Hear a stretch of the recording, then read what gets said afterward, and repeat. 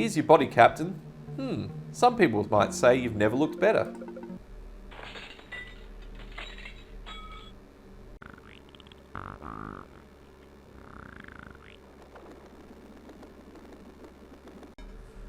Hey there viewers, and welcome back to the channel. My name's Matt and we're continuing the playthrough of Space Quest V.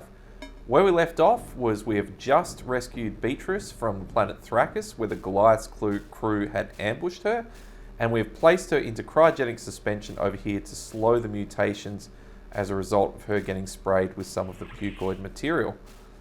Out in space, the Goliath, the ship that she was on but she escaped, is still out to get us, so we need to get back to the bridge and find out what is going on. And as usual, Drool and Flo are sitting there doing absolutely nothing. So let's quickly take a seat and see where we're at. We found the Goliath, sir. Or rather, she found us. The Goliath's approaching at a higher speed. She's arming her torpedoes. So the first thing we need to do is we need to raise the shields. Aye aye, Captain. Now at this point we just got to wait for the initial barrage as it comes in. If we like, we can ask Flo to try and hail them. I don't believe they'll answer though.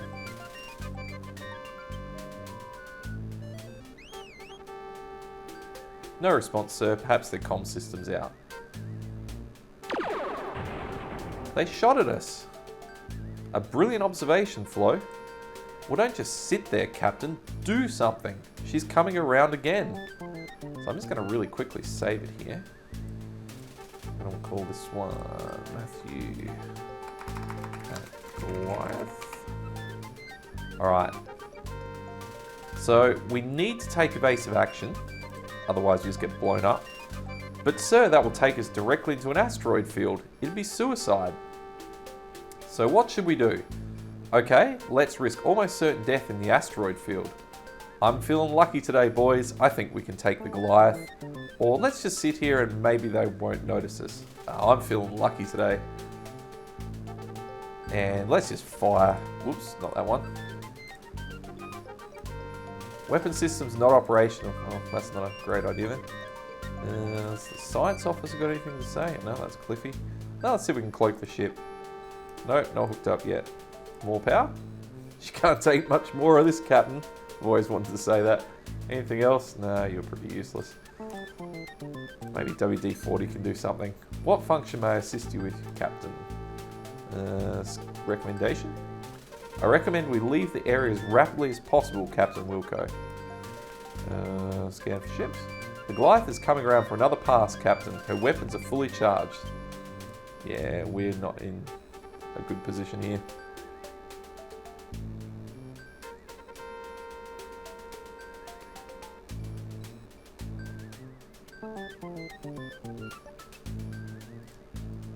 Can I fire now? Well, here she comes again.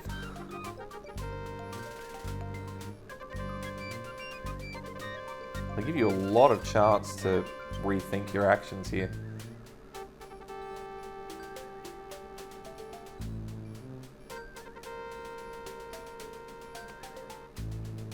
Is she coming? There we go.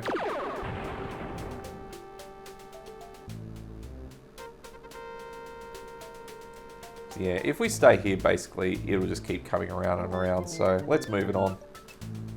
So at this point, we want to less risk the certain death in the asteroid field.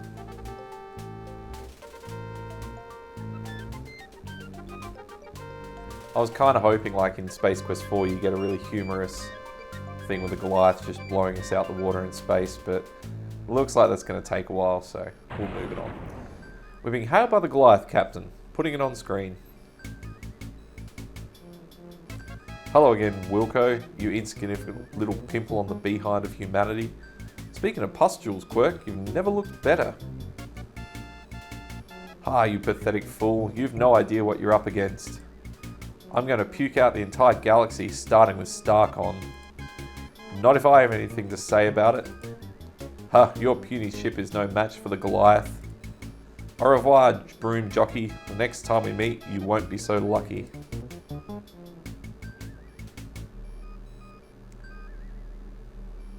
Captain, I'm going to have to make an EVA to repair the damage from the Goliath's attack. You can monitor me on audio over the comm circuit in my pressure suit. Be careful, Cliffy. Yes, sir. Preparing to exit Pod Bay airlock. I'm heading towards the port stabilizer. Made it. This will only take a minute. I just need to make a few minor adjustments. Oops. Okay, Captain, that's got her. I'm coming back.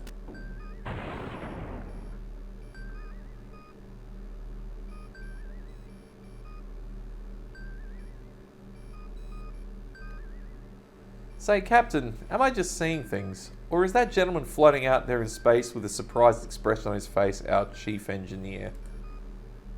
Oh, great. Time for another save. So this one we're going to call Matthew at Cliffy floating away. Alright. So we pretty much got to go rescue this guy. Now, earlier on we went into the pod bay just to grab the respirator, I believe, to go on the Thrackers. But also down there is an actual EVA pod that we can go and use to rescue Cliffy. So let's find the little button here.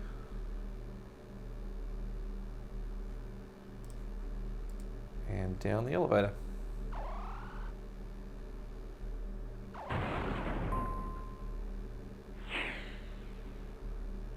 Okay.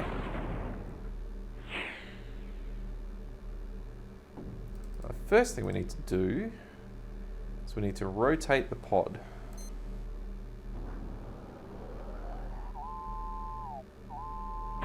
The other thing, and I only learnt this kind of later on when I was playing, there's a spare air tank here, which you basically need. If you don't have it, you don't have supplementary air in the pod and you'll just run out unless you're very, very quick, which I don't think I ever was to rescue Cliffy. We're just going to save it here again, just for fun. Because also on the panel, there's some fun buttons like airlock.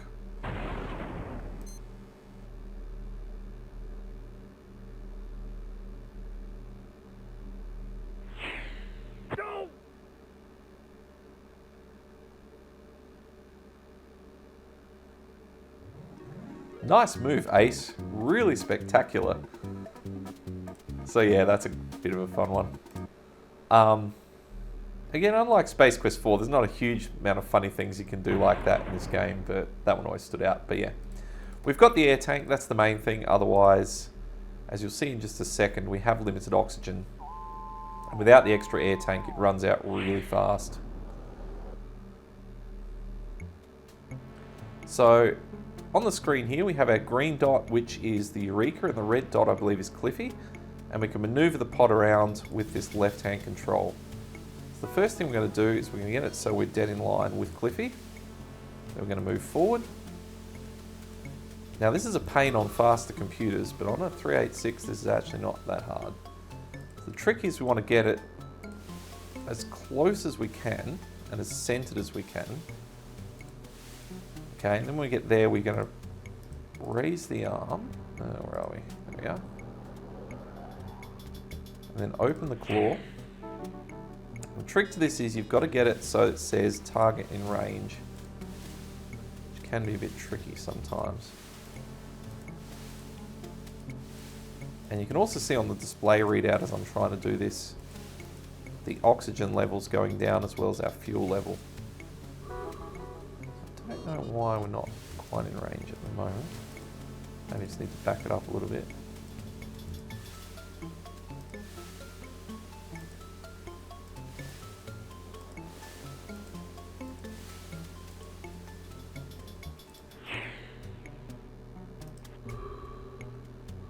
Let's see.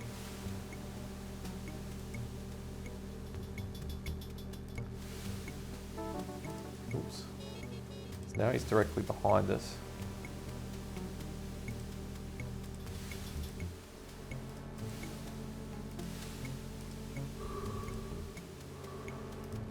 This puzzle always used to frustrate me, and today is no exception.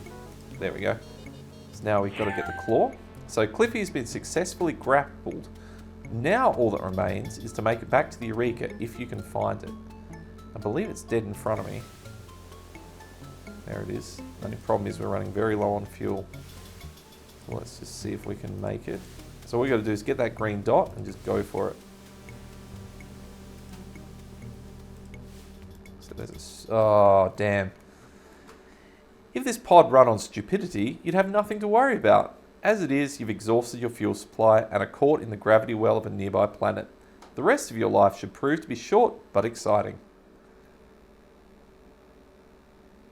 Ah, look, Crumpeller, a shooting star. Make a wish.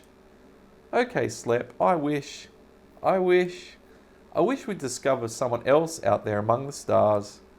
Don't be silly, Crumpeller. Everyone knows there's no intelligent life out there. Fuel is human, you ran out of gas. Alright, so let's give this another shot. And here I was saying this is fairly easy on a 386.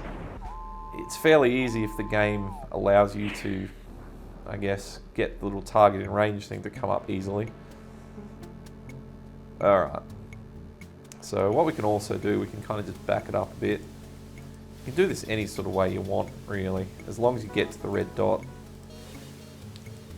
Let's extend the arm as quickly as we can. Claw.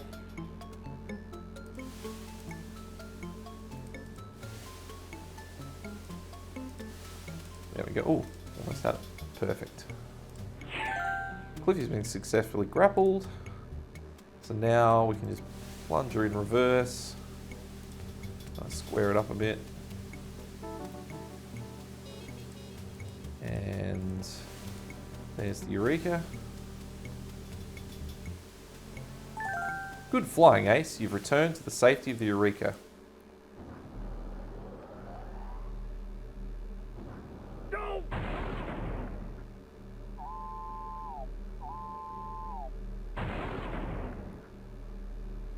You okay, Cliffy?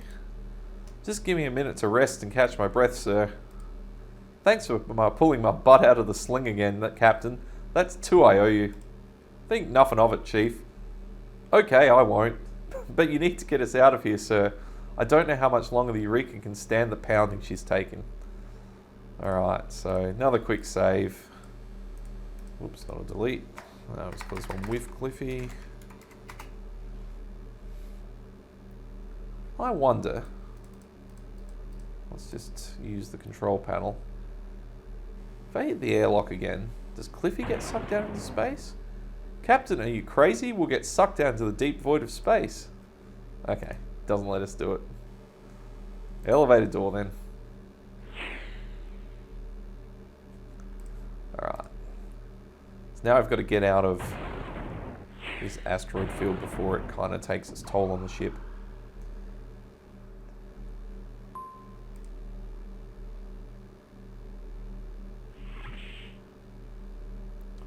Now you may be thinking, where do we progress from here? The Goliath's flown away, so it's gone. But remember we saw that can of primordial soup on, I believe it was Clorox 2. So basically, from that can we know the coordinates of genetics, which was 41666.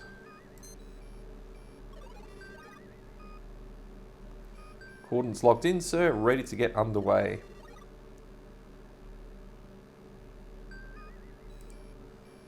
Light speed. So now we're going back to the source of the primordial soup, and we can see if we can learn a bit more about it, and maybe how to help Beatrice, and maybe stop the Goliath from destroying all of the Star Confederacy. Luckily we have a bit of time because Beatrice stole their warp cap distributor, which is kind of funny when you actually see it later in the game. So they're kind of confined to sublight speeds. They can't get anywhere very quickly like we can. But nonetheless, we still need a plan to attack them before we just go in blindly. We're approaching our destination, Captain. Regular speed again.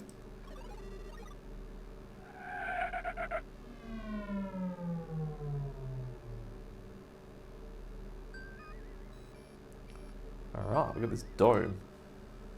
Let's give it an orbit.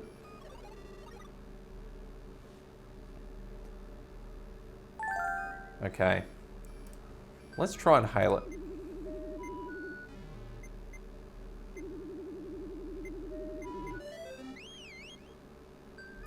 No response, Captain. I don't think there's anyone down there. Well, let's get our science officer to check. I'm detecting power fluctuations inside the Envirodome, sir. Sensors registered debris in the area as well. Do you require anything further, Captain Wilco? Facility is not listed in the Starcon registry or any of our other library databases, sir. Structural analysis and sensor readings indicate a 92% probability this is a research facility of some kind. I recommend we send an away team down to investigate the station, Captain Wilco. And that's all we need. So it does support humanoid life, so we don't need a mask or anything. Now we need to beam down and check it out.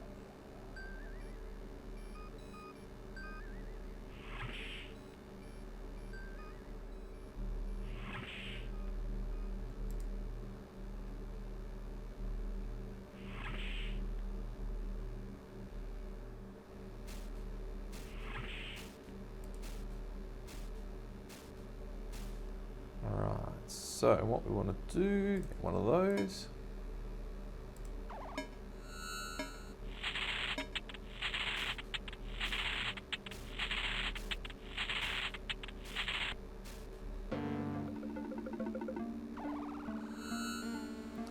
Looks like you've had a zany transporter blooper. Rog, quick, get out a camera. Galactic Inquirer will pay you 10 buckazoids if they publish your photo.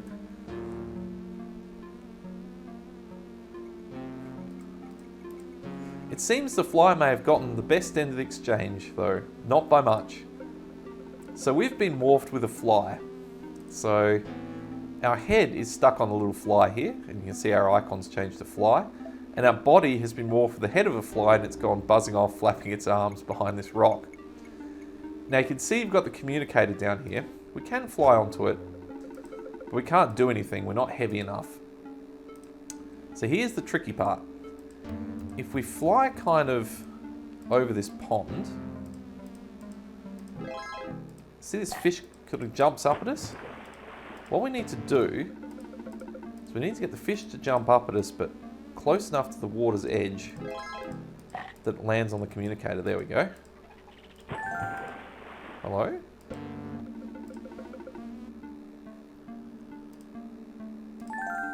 Can somebody up there explain to me how the captain of a starship can be reduced to a common housefly? Yuck, you look hideous, Captain. Thanks for the pep talk, Flo. Tell Cliffy to get down here now. I'll inform you of your predicament, sir, but the transporter's malfunctioning again. Oh really? I hadn't noticed. Captain, sensors have located a large underground structure to the west of your position. Why don't you go check it out while we work on the transporter problem? I'll do that, Flo, but please tell Cliffy to get down here ASAP. Wilco out. Alright. So let's head to the west.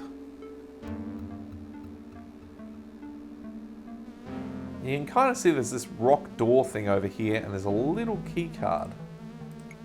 It looks like every other electronic key card lock you've ever seen. But because we're so small, we can fly into it.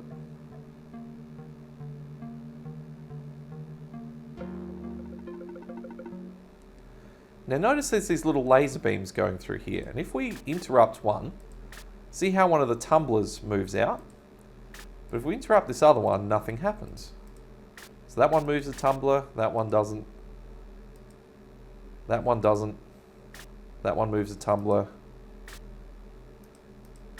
That one moves the tumbler. That one doesn't. That one moves the tumbler. And that one doesn't. Now what you need to do is record down this pattern on a piece of paper, because later on we need to make a little punch card that will actually open the lock. But I've got it committed to memory, so if you're playing through the game, it's not a hard thing to do, but you'll just have to work it out yourself. Alright, so here we are in this little research lab type thing. Not a lot we can do as a fly, but you'll notice down here there's this little flashing panel.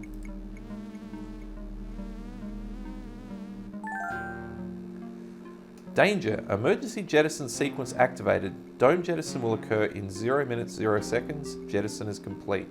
And then we have this restart button. Genetics. We play gods, so you don't have to. And if you need to know Dynamics games, that's just a play on the Dynamics logo. So let's start with systems.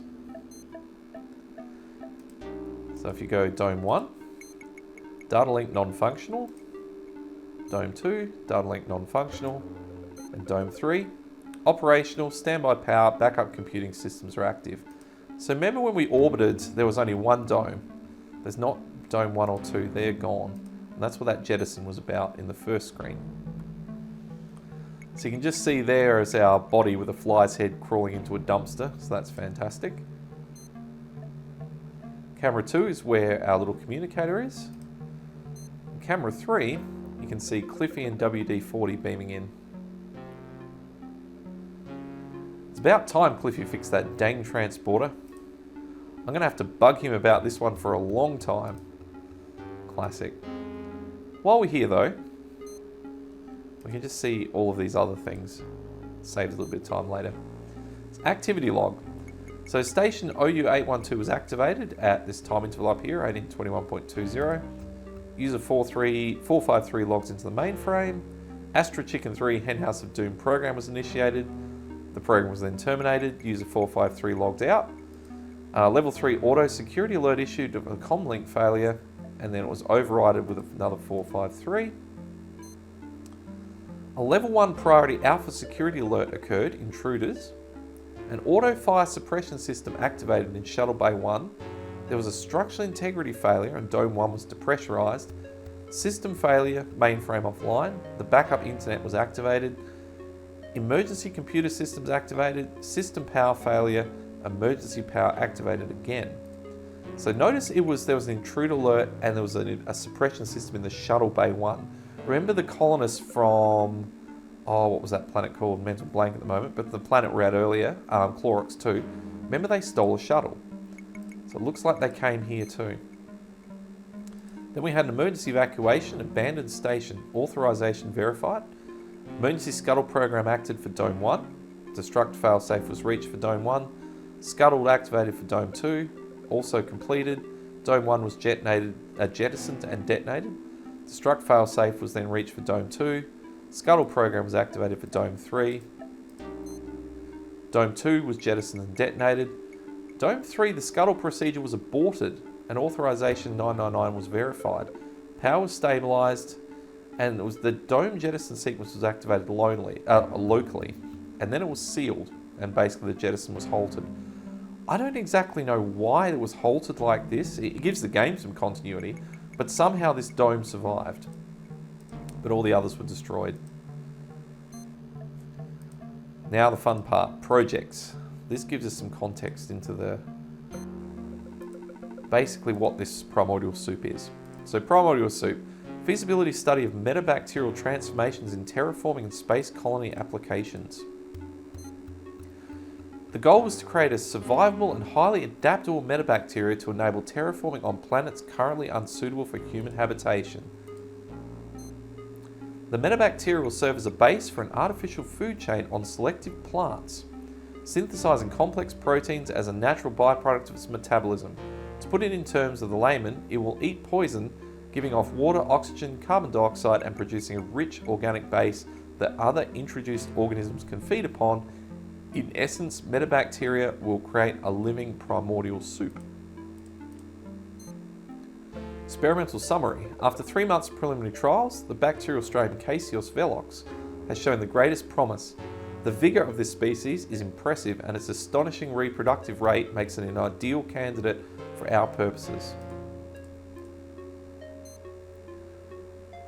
Primary experimental trials will bombard Caseus velox with hard radiation to confirm hardiness and test adaptive ability.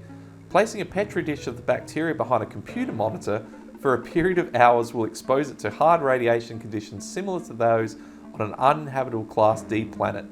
Later, we shall repeat the procedure using a safer type of radiation, such as a gamma ray source. That's a classic dig at CRT monitors back in the day in radiation. They're not that bad. Okay, so initial testing results of Caseus velox are encouraging. It thrives in the radiation environment as long as adequate food sources are provided. We're well on our way towards engineering the first true metabacteria. A few specimens have manifested undesirable genomes after successive trials. Steps will be taken to cull the recessives so that the entire population isn't compromised. I believe we've discovered and removed all remaining undesirable latent genetic traits in the Metacaseus velox. The next step will be to introduce live mice into an environment prepared by Metacaseus. Oops. I press next twice.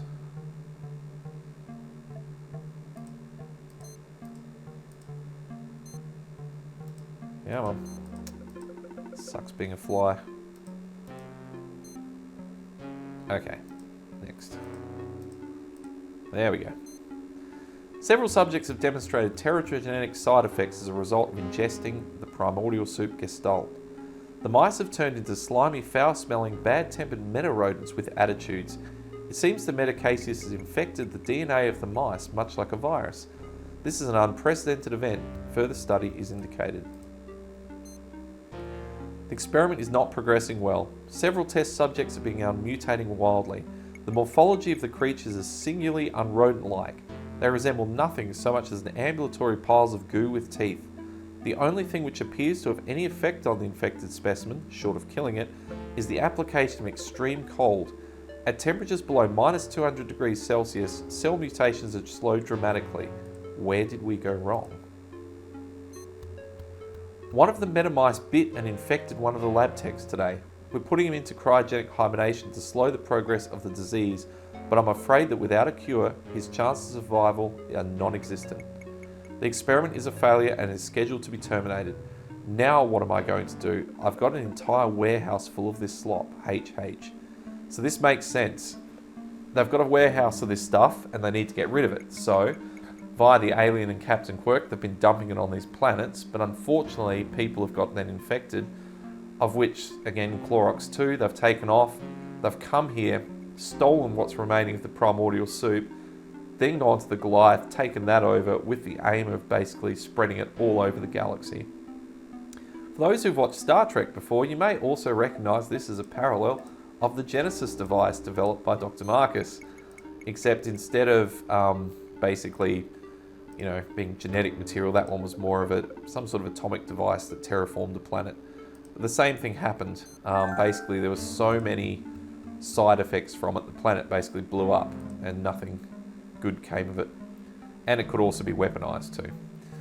Alright, so if we go to accounting, also funny, 120 gig SCSI drives for 2,955. Oh, how times have changed. A 986 66 MHz, 2,994. An Amigo 9000, Astro Chicken 3, a blown NUS card, Bus Suavo 48633, a Dandy 2500 sucks, an EXT 90,000, what is that?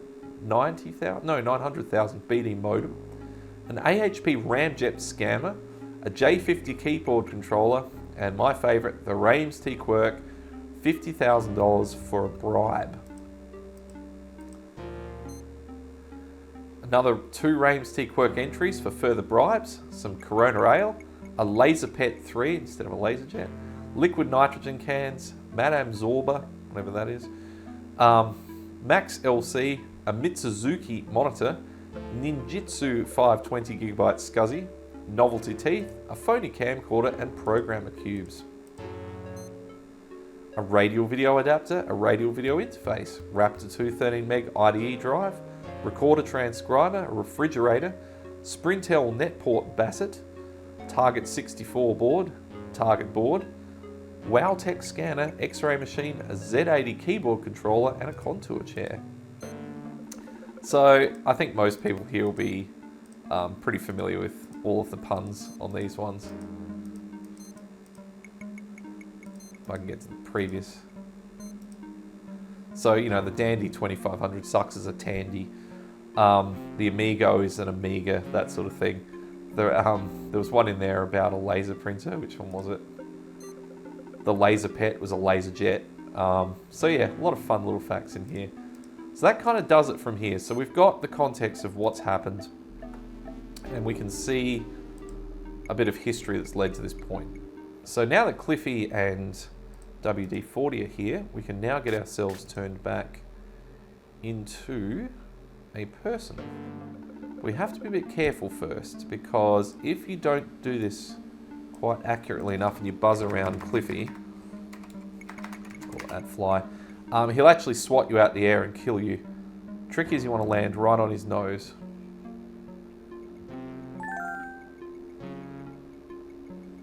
Cliffy, it's just a hunch, but I think there's something wrong with the transporter. Can you describe the problem, sir? Will he just look at me? I'm a fly. You sure are. What happened to the rest of you? I think it crawled into the trash bin out back. I think it's behind that large rock outcropping. Lead the way, Captain. Excuse me, Captain. I'm going to scan the perimeter. I think I missed one in there, but it wasn't too important. So the rock outcropping's just here.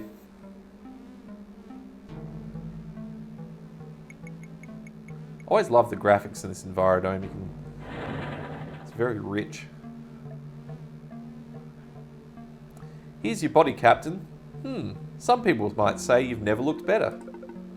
I think I can fix you up, Captain. I just have to reverse the phase polarity on the transporter interface grid. You'll need to park yourself an old dung breath here for me to scramble the two of you. Here goes nothing. Energize.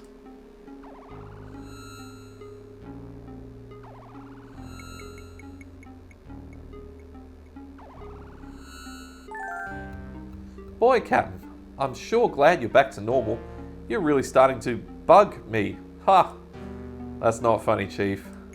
Sorry, sir. How do you feel? Except for a strange urge to go and jump in that fertilizer bin and roll around, I feel pretty normal. This sure is some setup those genetics boys got here. You haven't seen the half of it. I threw through this locking mechanism and found a big underground lab next door. Of course, there was only so much I could do there as a fly. Anyway, there's a lot of really high-tech gizmos and all kinds of advanced technology. A moment too late, you realise saying the words advanced technology to Cliffy is like showing a photograph of a helpless woman and children to a Doberman Pinscher. A hungry gleam comes to your engineer's eye. Oh really? Why don't we take a close look at that lock, Captain? You never know. If we can open it, we might even find something we can use against the pucoid critters. I'll meet you there. Alright, so he's going to wander off, but as I said, I love the rich environment of this Envirodome. You can sort of see there's like little cables down here and some sort of little, I don't know if it's like a water metering device or a valve down here. Always thought that was really cool. So, here comes WD-40.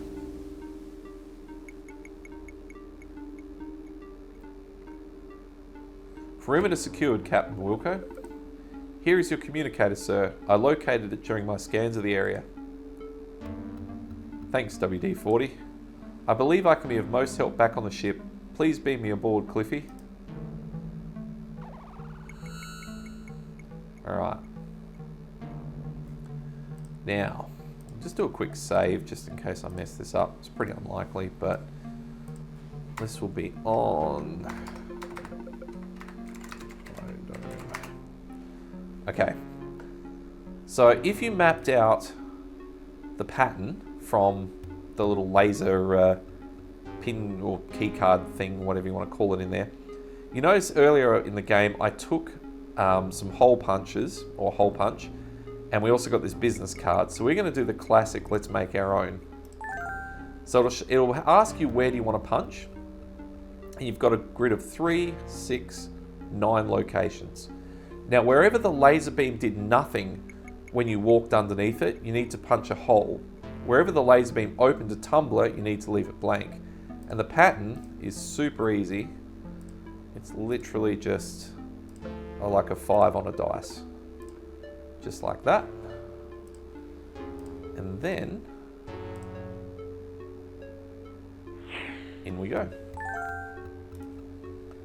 It looks dangerous down there, Captain. I volunteer to stand guard up here. Man, Cliffy is weak. Now, we could have gone through the computer a little bit easier in some respects as a person, but now that we've done that, we don't need to do it again. The only thing we need to ascertain from in here is notice there's this little black square. If we look at it, it doesn't tell us anything. But if we look at this thing, this appears to be some kind of genetic research laboratory. Advanced machinery, experiment cages, and specimen containers containing bizarre creatures are found throughout the room. It's a bit annoying, but yeah, if you don't know where to click there, you can open this up, and these are liquid nitrogen canisters. A pair of liquid nitrogen canisters. Perhaps they could be useful against the pucoids. So if you don't get these, you're in a bit of trouble. Maybe just walk to the door. Because we are going to need these later on. Actually, by later on, I think it's probably the next thing we're actually going to do. What did you find, Captain?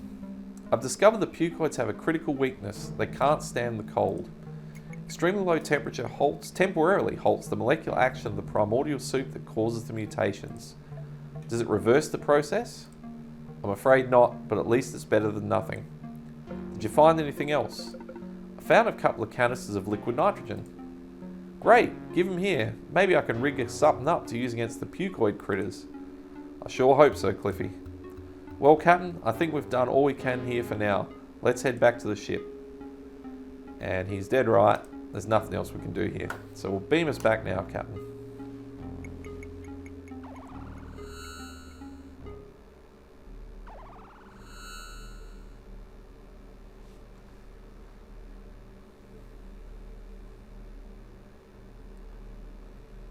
There's got to be some way to help Beatrice, Cliffy. I really can't think of anything offhand, sir. What's your beastie so excited about?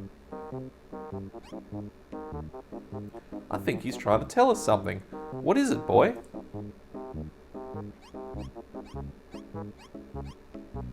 He's jumping on the cryo chamber. Is that it, Spike? You want us to jump on the cryo chamber?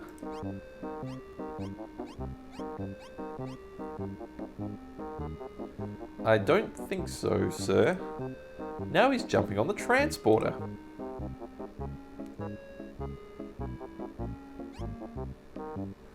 What do you think the critter's trying to tell us, Captain? What are you trying to tell us, boy? We should jump on the cryo chamber and then jump on the transporter. Somebody fell down the well. The mill is on fire. We should initiate a manual control bypass to reverse the phase polarity of the interface grid and then use the transporter to reintegrate Beatrice's DNA molecules. So, you can probably guess which one you need to choose here. I didn't save it earlier, so I'm just going to do this one here. Because I'm not sure if you click on the wrong one what it does. You know, it might just work. Good boy, Spiky. Get the ambassador ready, sir. I'll man the transporter.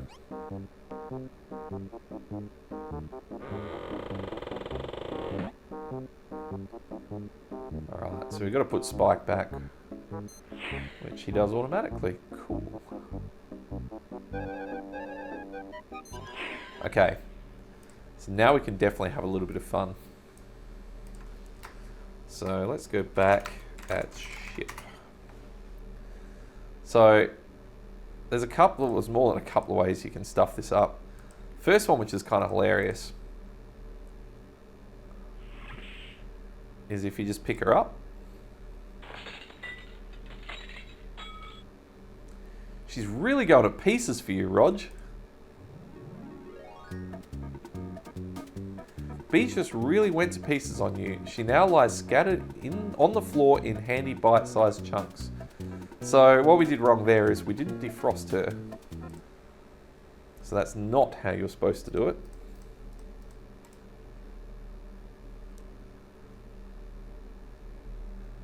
Now you can technically just put the wrong time in here as well, and you know, you just instantly says you cooked her. I won't bother with that, but you can see that it says ambassador defrost, 10 seconds defrost. So we'll do that.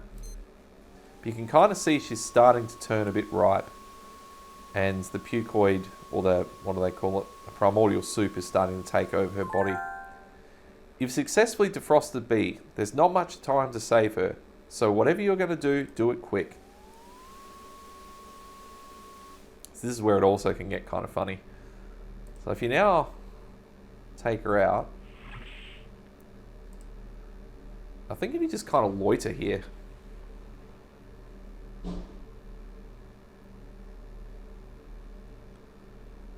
pretty sure she'll wake up in just a second. Or maybe she won't. You'd better put her in the cryo chamber. She's starting to get a little ripe. I'll put it back in there.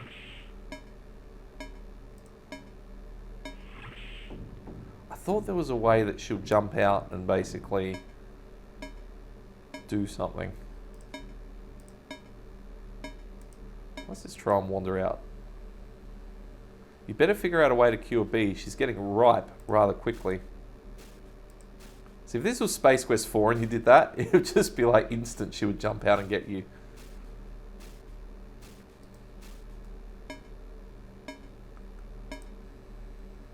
CryoChef 12 climatic climate control cooler can freeze a tomato solid in 5 seconds and make it explode in 10. Oh, this doesn't look like it's going to do what I wanted it to do. I really thought you could actually get her to kind of wake up. Make it so, Cliffy.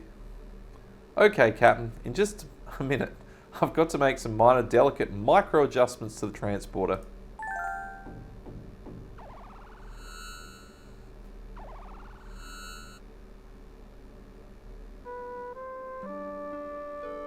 Oh, B, I thought you were puked for sure. So did I. I feel weak. I need to rest. No problem. I'll tuck you back in the cryo so you can recuperate. Okay, but I've got just one question for you guys. What happened to my underwear?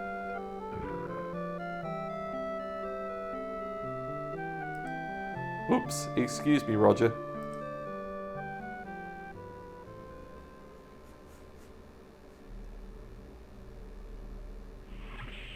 Okay, so we're just going to leave her in there to recuperate now. We're not going to freeze her again. So we'll just do another quick save after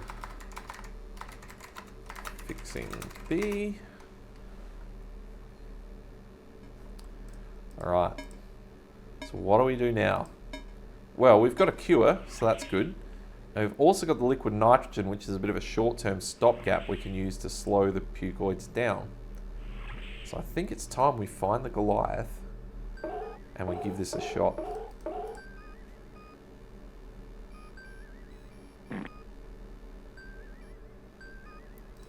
Alright, so let's speak to WD-40 and we'll scan for ships.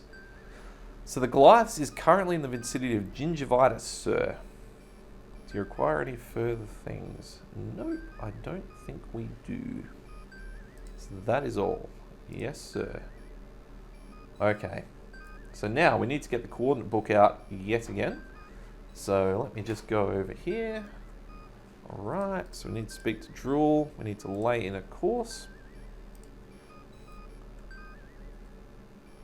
What coordinates? Then we need to look it up.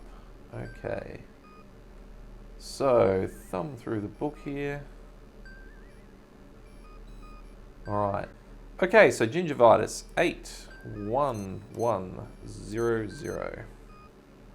That should do it. And go. Coordinates locked in. Now here's the thing. We know that if the Goliath sees us, we are in deep trouble.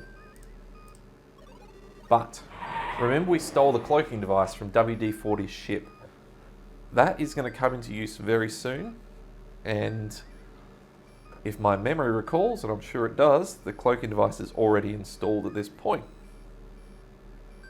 Now we get a fair bit of warning, so we're going to arrive in a second, and then basically the Goliath won't see us for like 20 seconds or something like that, so we've got a while to engage the cloak, which is handy. Reaching our destination, regular speed.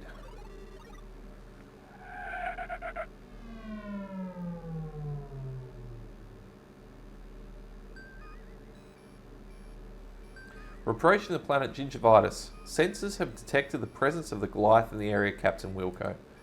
My calculations indicate the Goliath will be in visual range in approximately 10 seconds. So now we need to get on the Cliffy. You rang. Cloak the ship. Yes, Captain, right away. Anything else? Nope. Alright, so there's the Goliath. Hey Captain, get your tail here to the lab. I've got something you might want to take a look at. Why not?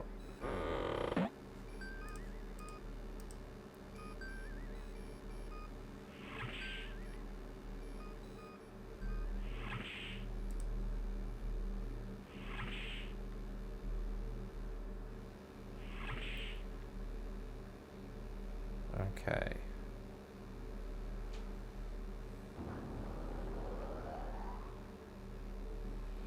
Captain, I've been making a few scans of the Goliath and I've come up with some interesting information. Oh really? Like what? Well, our scans show that the mutated crew of the Goliath is not spread evenly through the various sections of the ship as it normally would be. The engineering spaces are almost completely deserted, for example. So? Well, if you were to enter the ship at that location, you would stand a good chance of getting aboard undetected. By saying you pretty much mean me, don't you, Cliffy? Of course, sir. Once aboard, you could sneak up to the bridge power conduits and shut off the Goliath shields. What good would that do? Well, maybe WD-40 could beam over and incapacitate the crew. I could then zip on over and set something up like we did for the Ambassador with their transporter. So we can kind of look around here. So there, the Goliath's ion emitters are located there. Lots of hard radiation. Not a good idea to land there, Captain. Those engines are red hot and the thrust turbines will blow you away. That's the Goliath's bridge. It's probably Pucoid City right now. This area is mostly crew quarters. We've registered a lot of Pucoids moving through there. Then finally, this is the area where our scans show the least amount of Pucoid activity. So we want to go sort of just down from the bridge in the midsection of the ship, because we have to choose that in a minute. Excellent. So, how do we get there? Well, we have the pod. So let's head downstairs. Now, earlier I'd gone through Cliffy's toolbox and I'd pulled out a laser cutter. That is definitely necessary at this point, otherwise we won't be able to attach ourselves, or well, we can attach ourselves to the Goliath's hull, but we won't be able to cut through it. So just like before, rotate the pod. And in we get. And we don't need to worry about the oxygen this time. We're only going very, very short distance. So it says, use the hand icon to indicate the position on the Goliath's hull you wish to dock at. So we basically want to go here.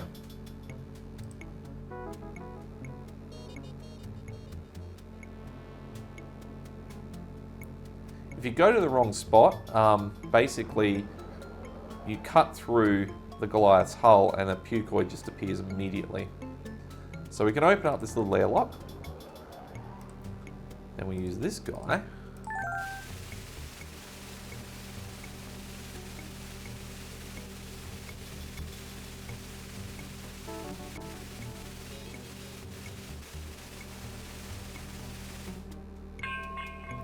Having expended the laser torch's power pack cutting through the Goliath's super hard hull, you decide to leave the spent and bulky tool in the EVA pod.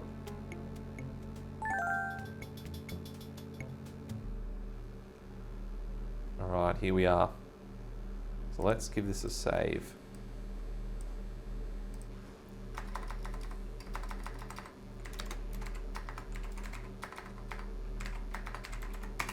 On Goliath. Alright. So first thing, having a look at the engine room. Notice this looks like a giant V8 engine. So you've got the rocker covers here, or the valve covers here. The output to the transmission's kind of on this side, and there's like a air filter looking thing up here. And once the Pucoid guy's gone, we can make our way up to the engine itself. Now this actually resembles a Chevrolet V8 more than anything, because the distributor cap goes on the back of the engine, not the front like it would in a Ford. Or a Chrysler for that matter. Okay, so having a look here, you can see this is where the warp distributor cap goes. Now this is a bit of an old terminology for even car people now, because distributor caps have been basically overridden by coil on plug. But this used to distribute the spark to the spark plugs in the engine via this cap here with these little holes, one representing, or the center one representing the coil and the others representing the cylinders. Now we need to put the distributor cap back in. So the warp distributor cap snaps into the receptacle with a quiet click, and from the Goliath star drive reawakens from its slumber. Now you may be thinking, why did we do this? We don't want to get the pucoids to go, like, you know, have warp capability. Well, yes, technically. However, they don't know we've replaced it, so they're not checking all the time. But more importantly, we need warp capability after we've done a few things in this mission. Otherwise, we are stuffed. So if you fail to put this back in, you're going to get right to the end of the game, and then the ship's going to blow up. So you don't want to do that either. Alright, so we just wait for this dude to wander off, which he has. We're going to make a run for it. But yeah, I always love the kind of the parody stuff in like this V8 they put in here.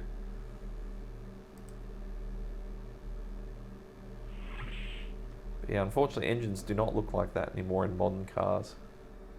So for younger viewers, you may not recognise it. Alright, so the first thing we've got to do is just get into these gangways. Or Jeffrey's tubes, I guess you'd call them on if you're watching Star Trek. Now we're going to save this here, so I'm now Matthew at... call this one Goliath Maze. Now this part of the game irritated me a lot when I was younger, and it still irritates me today. So, for a very rare thing, I'm actually going to get the walkthrough up, because you can spend hours on this, because it is a pain. So, you can map it out using the old piece of paper, you know, draw north, south, east, west. It is a grid, there are no circles, so there are no double backs, so it's not crazy difficult. But in the interest of brevity for this playthrough, let's do this the quick way and basically cheat. So we're going to go north. And the idea of this is basically we need to make our way up to the bridge to take over the ship. And again, there is some fun, I guess you would call it, in doing this the manual way. Now I'm just going to save this as we go, because there is a finite chance that when you go out here, see it says level 8 kind of on the left, when you go out to the lift shaft, the lift can run you over and then you'll have a bad day. So there's the lift. So we need to keep going up floors. Now we need to go up, let's see, level 6. So we're going to go all the way to this one here. Great. Now we're on level 6, we need to go south.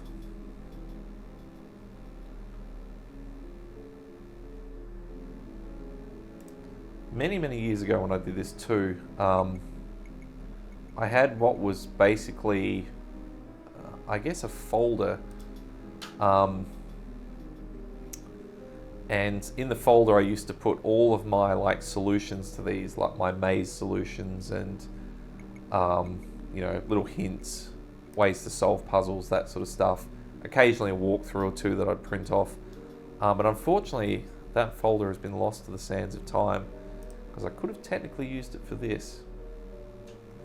So now you can see we're on level 6 again by a turbo lift, but this is the turbo lift on sort of the, I guess there's like a north and a south turbo lift in this ship. So now we need to go up to level 4. That was 6. And I said you got to watch out for this turbo lift, because it can just kind of move at any time and mow you down. And it's not as fun as it sounds. You don't even really get anything funny on the screen. It just kind of runs you down and then, oh yeah, you died. So it kind of sucks. Alright, level 4. Let's see, want to go south.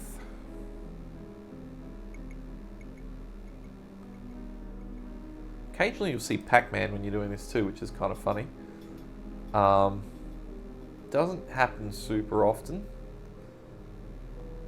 And I think you can kind of play this,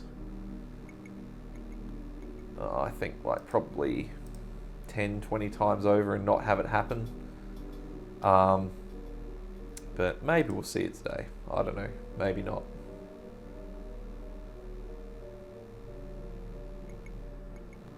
And we're almost there. West, west. Then we have to go north, north. So you can kind of see, you know, you've got a few of these floors to deal with. This maze kind of gets old very, very fast. Now, the one thing I do remember is you don't want to get out on level 1. You want to get out on level 2. So you go to the second to the top. Now, you can kind of see down the bottom there's no turbo lift. So that's a bit of a worry because it means it's above us. I think this is level 2. Yeah, there we go. Level 1's no good. Level 2 is where the shield switch is. Okay, level 2. So we want to go south.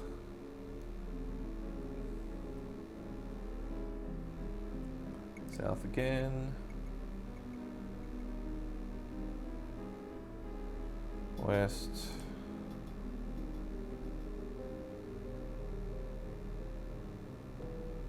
Oh, we're so close. South.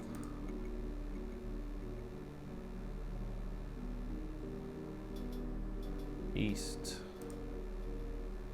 And hopefully you're all still tuning in. You haven't been bored to death by this. And the last one, south.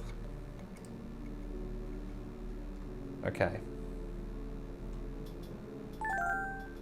Alright, so here we are. We're definitely saving here. So it's pretty obvious. There's a thing here with like arrows and almost like flashing lights. If we have a look at it. I love it. Shield deactivation switch, on and off. So, classic. If we turn it off, they're going to notice. Welcome aboard, Captain Wilco. A pity you can't stay, but I'm afraid you won't be with us very much longer. I won't go down without a fight, Quirk. I know Kung Fu, Karate, Taekwondo, Judo, and several other Chinese words. Classic. There's no escape for you this time, young broom jockey. Your fate is sealed. Not this time, Quirk. Now the foot's in the other shoe. You're toast.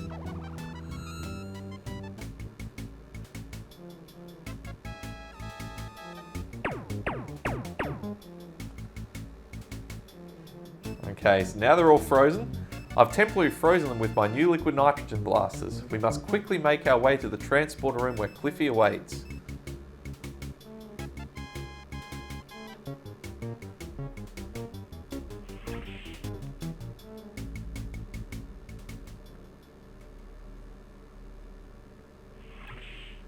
Captain, I've got the transport all set up to separate the primordial soup from the Goliath's crew.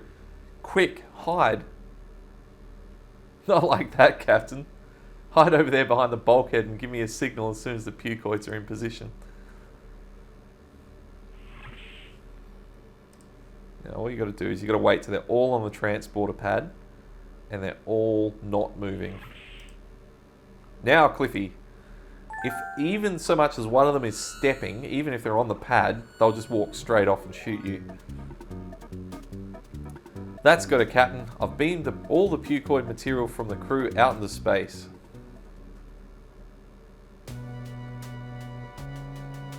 But what about Quirk? He's not here.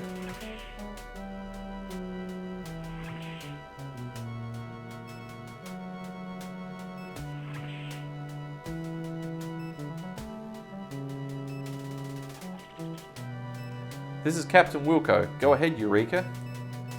Captain, thank heavens, we're beginning to worry. I'm alright, Flo. We managed to cure what's left of the Goliath's crew, but there's no sign of Quirk. Wait, Captain, I've just detected a shuttle launch from the Goliath. I see it, Flo. Looks like Quirk's trying to make a run for it. Holy hockey pucks, he's heading straight for the blob. Uh-oh. This looks bad. Very bad. I think we're in trouble.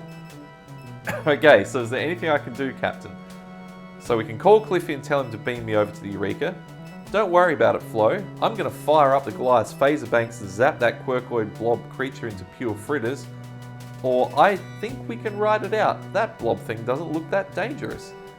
Now, for the middle one here, I don't remember what that does.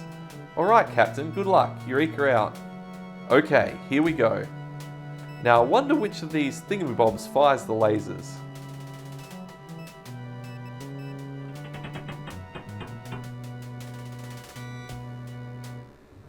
Some space hero you are. Sheesh, you couldn't adventure yourself out of damp cellulose container without third-party intervention. So you couldn't get yourself out of a wet paper bag.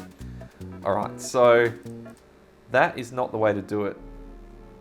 So I forgot to save it later. Alright, so I'm just going to blaze ahead now and we'll get back to where we were. Okay, and we're back. So what we actually have to do is call Cliffy and tell him to beam over to the Eureka. Cliffy says he's locked onto you and standing by. Energize. So what have we got on the Eureka? The captain, get up here quick. The pucoid blob is attacking the Goliath. So remember, what is the Eureka in terms of a vessel? Well, it's a garbage vessel. So what can we use to pull up some garbage? I wonder. Like usual, there's Drool reading Mad Magazine.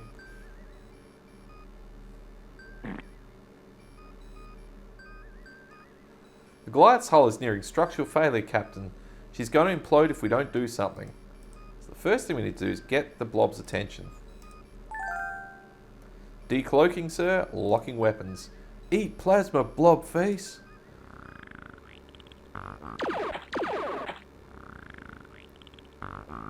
Okay, so now he's coming for us. We need to quickly activate the RRS and draw him into the garbage bay.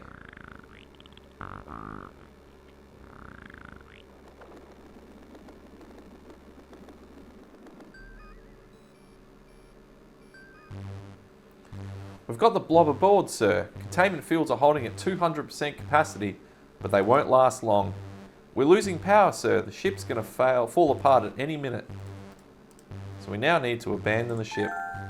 You don't have to tell me twice. I'm out of here.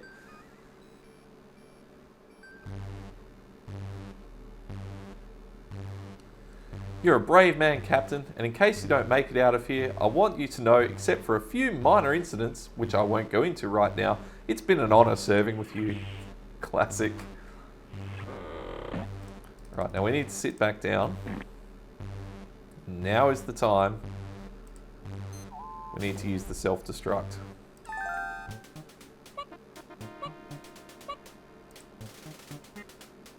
So we've got 10 minutes. So we're going to make this count.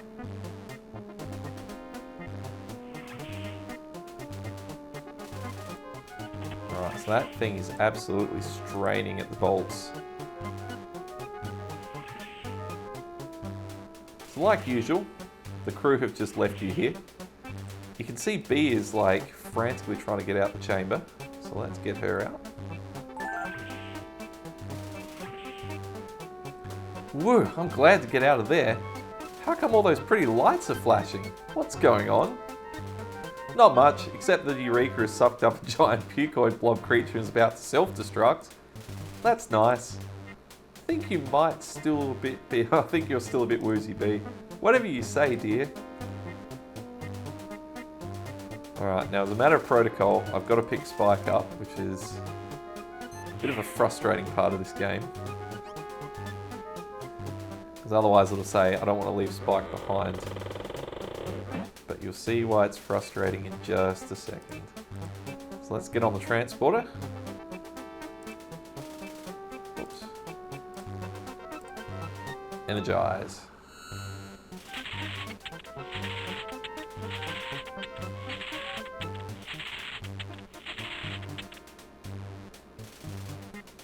Dang, this piece must have blown a circuit or something. I thought I was going to say this piece of junk. Alright, now, another protocol thing, it'll say you have to put Spike back before we can go outside. So we'll put Spike back.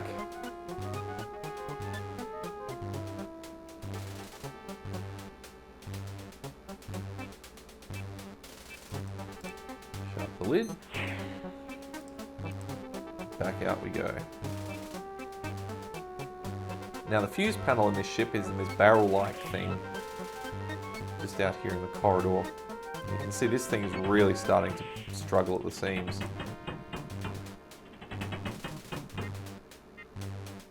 I might just save it here as well. So if you pull the wrong fuse, from what I remember, it quits the game. So you can see there's a red one here. That red one indicates the power is off. I think you can look at them. So scrutinizing the diagram below the power bus, you see the word lighting on the schematic next to the fuse. That one's the transporter coupling. VGA-HDMI interlock, that's kind of funny. Life support. Cockpit glazing blemish removers. And a smudge on the diagram that obscures the writing next to the fuse, hour supply. So this VGA-HDMI interlock's kind of funny. You take the fuse out, see how we've gone like all weird. Now, I don't know if I put the VGA-HDMI interlock one in there. Oh, it doesn't fit. That's not fun. Oh, you have to put it back. Well, maybe I can leave it out. Then we get our spare fuse from the tray. I wonder if I can finish the game in. Realising it's not a good idea to zero up the power to critically important circuits, you replace the fuses before leaving. Dang. I was hoping we could leave it in EGA mode for the rest of the game, but it doesn't look like we can. Yuck! The giant pus-oozing blob has burst through the trash containment hatchway. You're up to your knees in it now, literally. So this isn't quite as bad as it looks. You just basically got to click the doorway. You don't need to time it.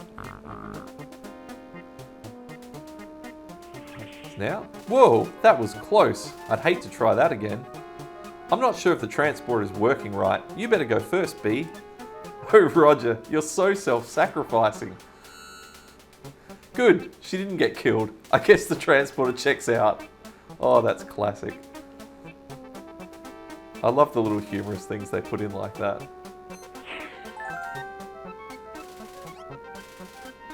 Right, we've got our friend Spike. So let's head for the transporter.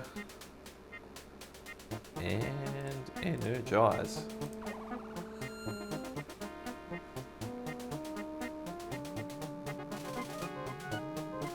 Drool, get us out of here. Flo, call Starcon and tell them what happened.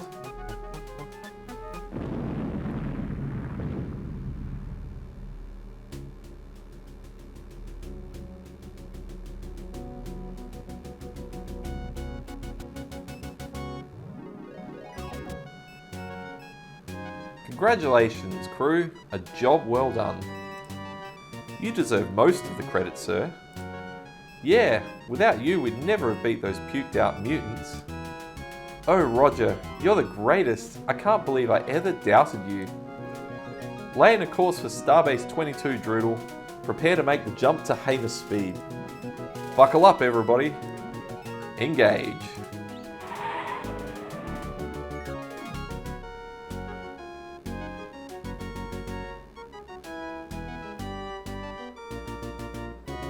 Congratulations, you've vaporized the blobulous personification of the villainous Captain Quirk, saving countless lives from its menace.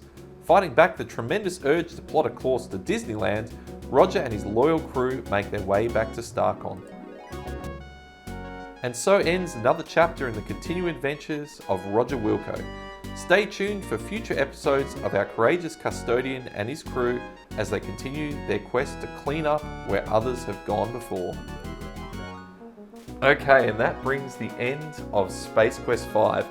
I had a look at the score just quickly before we got here and it said 4,990. I believe the highest score you can get is 5,000, so if anyone knows where I lost 10 points, put it down there in the comments because I'm curious as well. At this point, I want to thank you so much for watching this video and the entire series. It's been a pleasure making it. I really do enjoy Space Quest 5 and I really hope you've enjoyed watching along with me. If you've enjoyed this video, please consider giving it a thumbs up. It really helps the channel grow and it doesn't cost you guys a thing. And also check out the other videos I've posted up of other playthroughs. For now, that is it for Space Quest 5, and then we'll be on to the next game in the next video. Thanks so much, and I'll see you then. Later.